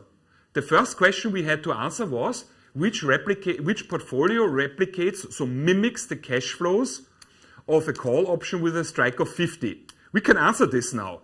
To replicate the payoff of the call option with a strike of 50 on a stock with this binomial movement, we need to buy 0.57 shares of the underlying asset, so of the share itself, while at the same time borrowing 17.93 euro at an interest rate of 11%. Please compare this calculation. You can now exactly see what I did for this initial example where I showed you only the table with the 18.18 pounds. That's exactly what I did, all right? We're almost there. The second question was, first question was which portfolio replicates, so mimics the cash flows, the payoffs of this specific call. And the second question was, so what is the price of the call now? That we still have to do this. This is not complicated either. So we know that our portfolio that we have created, which involved buying a number of shares, delta, and borrowing a certain amount of money, B, that it replicates the payoffs of the call option. So this is the key point, the second bullet point I have here. Since our portfolio replicates the payoff of the call option, the price of the call option today should be equal, I almost want to say must be equal, to the cost of setting up the portfolio today. Because what happens if not? Then the law of one price would be violated. Traders would jump on that. They would try to create arbitrage profits until the prices are even. That's the whole point of the law of one price. So we simply then say, what's the price of the call option? Well, delta number of shares that we bought at T0, at the stock price right now, minus amount of money that I borrowed, B. This is simply what I have to solve. So we have calculated delta, it was 0.57. We have calculated B, it was 17.93 euro. All I need to do is fill in. So the price of the call option has to be, well, I have to buy now, not in one period, now, I have to buy delta shares at the current stock price, at S0. The current stock price is 50. So I buy delta, so 0.57 shares that are currently traded for 50 euro. But minus amount of money borrowed B, the 1793, I simply calculate it, type it in my calculator, and I find 10.57. So to answer the question, we had to answer two questions. Whoop. First blue bullet point, which replicating portfolio will mimic the cash flows of a call option with a strike of 50? The answer to that was the replicating portfolio consists of purchasing 0.57 shares of the underlying assets, so of the stock itself, and at the same time borrowing 17.93 euro. The second question was, which price will you pay for this call option with a strike of 50? And the answer to that would be 10.57 euro. So far, so clear. One question. Ask. Marijn says that they don't see the down scenario in the slides. That's not a question. I'm not quite sure. Guys, you need to also, sorry, but I see this also in our WhatsApp groups. Very often people say, I have a question, and then they make a statement. I don't know what to do with this if this is not a question, sorry. I don't really know. Please ask, if you ask questions in a way that ends with a question mark where it's clear what I can do to help you. I don't know how I can help you with this. I want to show you, you have the slides, just very briefly, how to approach a binomial tree over 2 periods. The mechanics, sorry, let me start differently. If you were able to roughly understand what we did now, obviously, let's take a step back. You need to understand that this is sophisticated finance stuff, okay? To expect that you hear this once over 90 minutes and you understand all the intricate details like this is almost arrogant. So you would, of course, have to go home, go through the slides again, track every single number, put the slides away, and try to do it on your own. Practice a couple of exercises and, of course, go to the workshop. But I present you this now for the first time. Obviously, the work is not done yet. You need to build up on this, obviously. But this is not rocket science. It always works in this way. The replicating portfolio always consists of buying delta shares, borrowing money B, and you always have to calculate delta first and then figure out B in exactly this way. So you can practice this to perfection. I want to show you very briefly. I don't go into the details yet. We can start on next Tuesday with this as a warm-up. I want that you really, over the weekend, go through the binomial tree over 2 periods. So as you see here on my slides, we are looking at a stock that can either go up from 50 to 70, and then in the second period can go up another time to 100. It can go up to 70 once and then go down again to 50, or it goes down twice, from 50 to 35, and then another time to 25. So this is a binomial tree over 1-2 periods. The procedure is no different. It's only a bit more tedious because you need to take this whole binomial tree apart. And what we have done now once, you need to do now 3 times. I want to show you how you have to read my slides, that you see what I mean.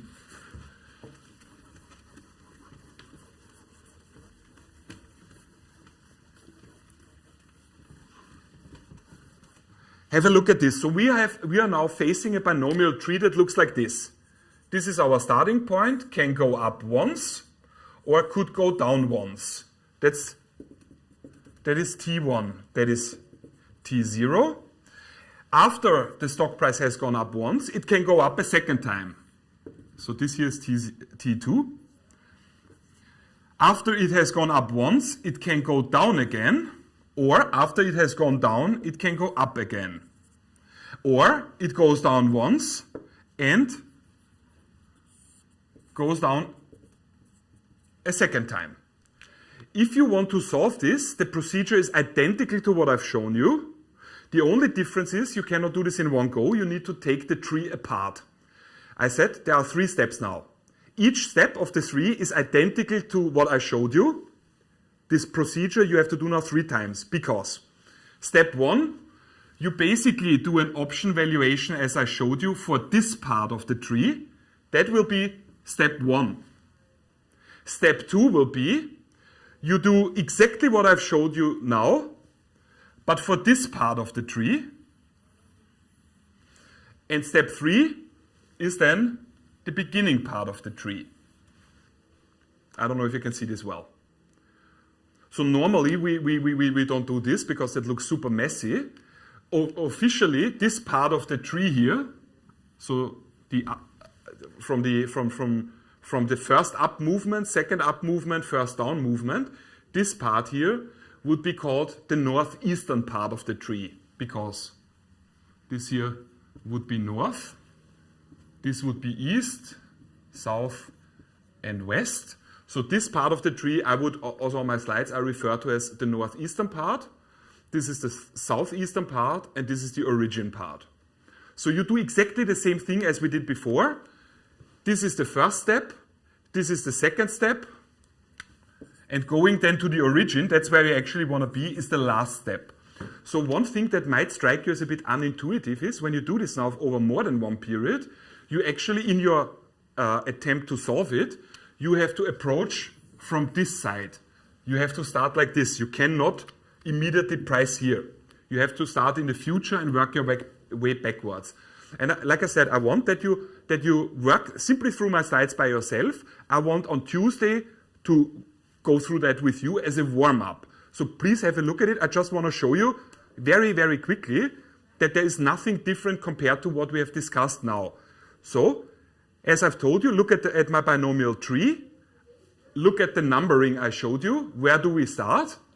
We start in the northeastern part.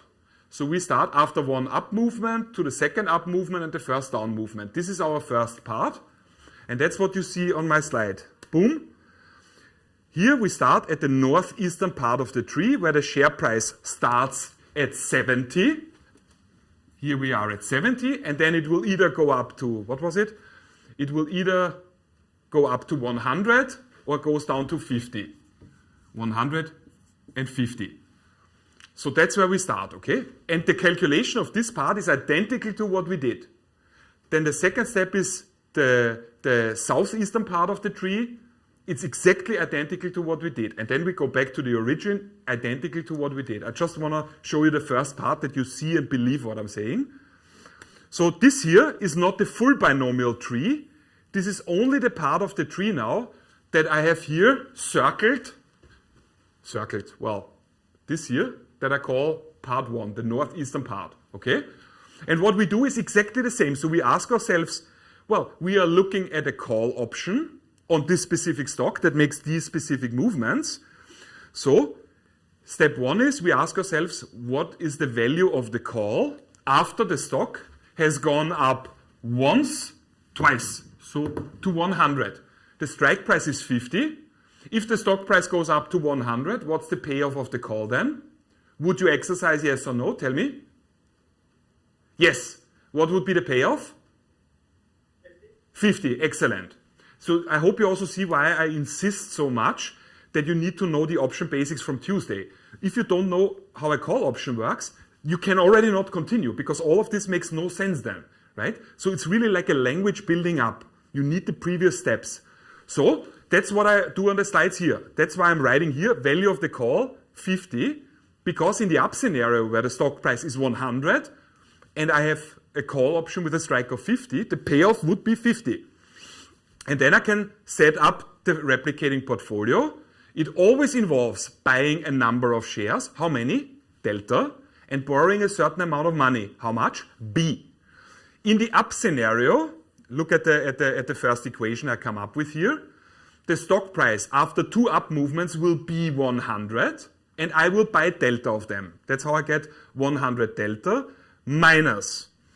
Then I have here 1 plus 0.11 multiplied with B. That's identical to what we did before. The amount of money I borrowed, B, including the interest component, and it's supposed to be a replicating portfolio. So I set it equal to, in my example, it's 50. What is that? The payoff of the call option in the up scenario. Let's look at the down scenario. So basically, we just looked at this here. Check. We look now at this part. Okay. Okay, again, I set up a replicating portfolio. How? I buy delta shares and borrow an amount of money B. In the down scenario, the shares will decrease. The share price will decrease to 50. How many of them have I bought? Delta. That's the first term you see here. 50 times delta. The second term is again identical because in either scenario I have to repay the amount of money I borrowed. I borrowed B, including the interest. The interest rate is 11%. Again, I want that it is a replicating portfolio, so I set it equal to the payoff of the call option in this down scenario. The stock price here will be 50. The strike price here is also 50. Therefore, the value of the call here would be 0. The payoff of the call would be 0. And that's why I say my second replicating portfolio, blah, blah, blah, equals 0. What do you do then next? Exactly what we have done before. You go to your formula for delta. Delta is calculated as swing of the call divided by swing of the stock.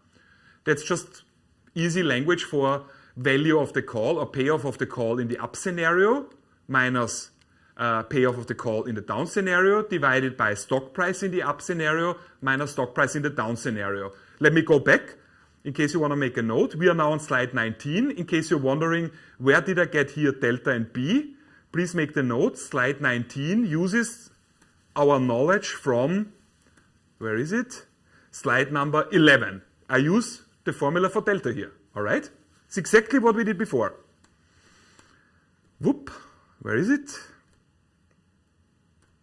So I solve like we did before for delta. Delta is 1, B is 45, and I need to do some more. Since you borrow the 45 euro out of the 70 euro that is required to buy 1 share, the call must be worth what? That's exactly what we did before. We calculate now the value of the call.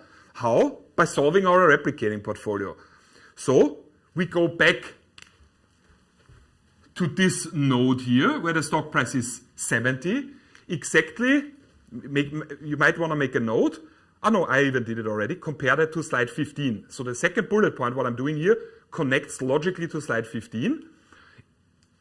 I know that the value of the call must be equal to setting up our replicating portfolio at this point in time. So I simply calculate now 70 times 1, because delta is 1, minus amount of money borrowed B, so 45, equals 25. So I have now figured out that the value of the call at this node must be 25 euro.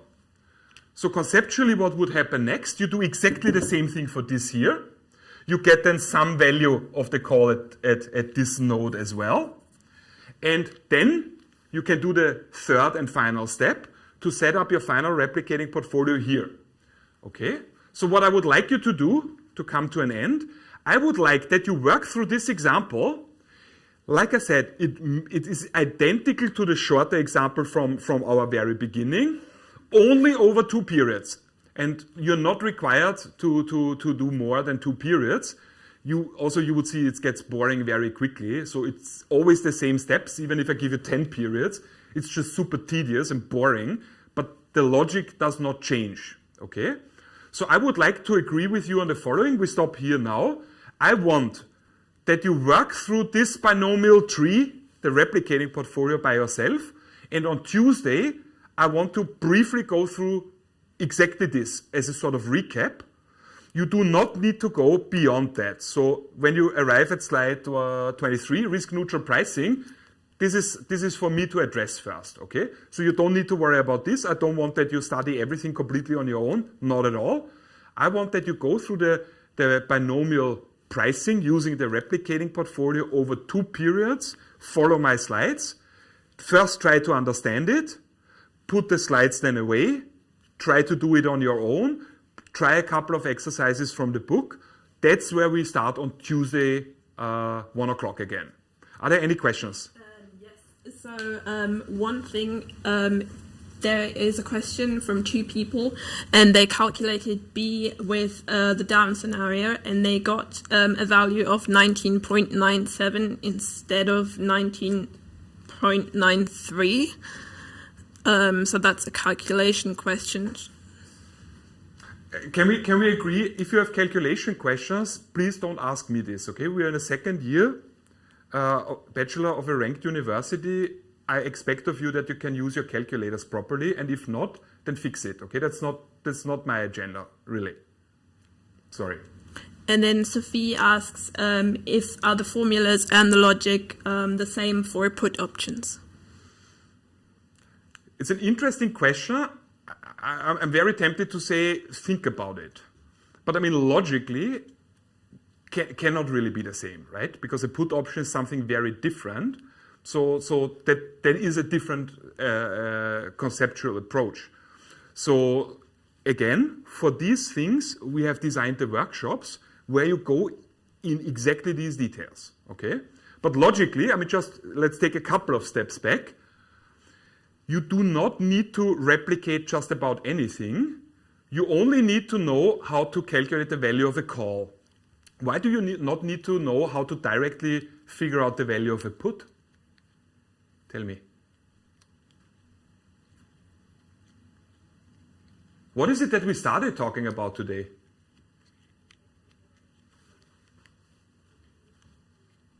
Come on, guys. Value of a call, you can calculate the value of the put through the third formula, right? Exactly, Mark.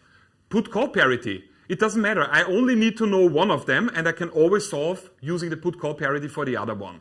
That's why I wanted to go through this logical step first. Yes. Do we have any questions that do not revolve around high school math?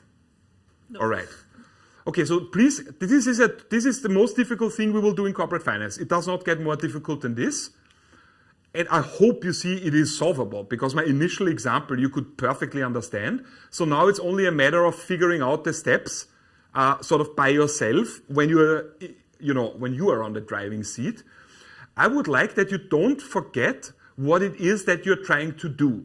You are trying to create a portfolio using components that you're very familiar with, shares, borrowing money, that mimics the cash flows of the call option at a later point in time. That's all there is to it. Everything else is then number crunching. So please work through the rest of this example. Go up until slide 22. 23 is already risk-neutral pricing. Stop there. And this is where we will start our conversation on Tuesday. Any questions, guys, from you on Zoom? Victor. For step 2 of what you just said about if you have a more sophisticated binomial tree, would the value of the call for step 2, since it's the decreasing scenario, when it's going up to, again, STU, I believe, would it be 15 euros, the value of the value of the call, I mean? Say again, sorry. You're talking about this binomial tree here? For step 2, yeah, okay, so we are talking now about the southeastern part. Yeah. So where the stock already has gone down once and then goes up for the first time or goes down a second time? Goes up for the first time. Yeah, this part here, yes? Yeah, would the value of the call be 15 euros for that, just to make sure that the logic makes sense? would the value of the call, you mean at this point in time, or do you mean the payoff of the call at T2? Payoff of the call. The payoff of the call here would be 0 because it's a strike of 50. The strike here is 50. If the stock price at T2 were 50, the payoff of the call option would be 0, right? Because you can buy for 50 what you can buy for 50 anyway. And in the case where it moves down a second time, I think here it goes down to 25. You have the right to buy for 50 something that's traded for 25. So the payoff of the call here would be 0, and the payoff of the call here would be 0 as well, in both scenarios. By the way, thanks Victor, it's a cool question. Huh? This is very cool for the exam for you, because this is quite common after down movements that the stock price is either at the strike or even below the strike. That means then if you end up here with 0, the equations of the replicating portfolio are very easy to solve because one side is automatically 0. So you can save a lot of time here, if you're not doing it with Excel anyway, simply by understanding how calls work. So the moment you see the value of the call, the payoff of the call is 0, you automatically can speed up because you don't need a lot of complicated math. All right? Sure, I have a question. Ask. You know, like in the graph you showed input call parity, yeah? Like in slide 39. Mm-hmm. Yeah. I think at one point is like, you said in slide 30, it's the same as in slide 36, yeah? But like in long put, there is like a barrier of how much profit you can make, yeah? You're talking about this specific slide, is that right? Yeah. You know, like in 36, slides 36 and 39, like you said, like the graphs are the same. Yeah.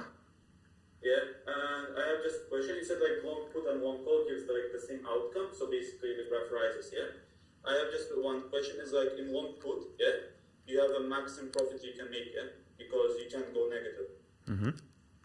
Yeah, so how does the graph gives the same outcome? Because in long call there is infinite amount of profit you can make. I mean, my PowerPoint is crashing hard. No, back. So I'm not really sure what your actual question is. I mean, if you look, your question seems to. You said this, the red line, yeah? Yeah. Long put and long call, yeah? Yeah. Gives the same, like the striped line, yeah? Now, long call and long put do not give you the same payoffs at all. There are very different functions. What I said, what is identical, is the payoff of the whole portfolio consisting of the two components. So the put option, wait. The put option is one component, and only here the combination of the long put plus the stock itself, that gives you together the same payoff as the payoff of a long call together with a bond, not the components individually. The two Sorry, Frank. So the bond with long put will give you the different payoff. Yeah. So the point of the put-call parity is that the combination of two different things, on the one hand, like you see here, the combination of a bond plus a long call, the payoff of these two together, so the dashed line here, the black dashed line, this is equal to the combination of the turquoise line, which is the payoff of a stock, and the red line, which is the payoff of a long put, together, because that also results in a payoff function that again is the black dashed line. And the black dashed lines, these are identical. That is the... basically, inside, like, it will not be the same if the bond and long put, it will not give you the same strike line. No. It's really the portfolio together, so combining these elements. Yes. Okay, so share and bond base. Okay. Perfect. Good job, guys. Please work through the binomial tree over 2 periods. I see you next Tuesday in usual freshness. Please go to the workshop on Friday. Don't forget. Have a great day. Till Tuesday. Thank you. Bye. See you, guys.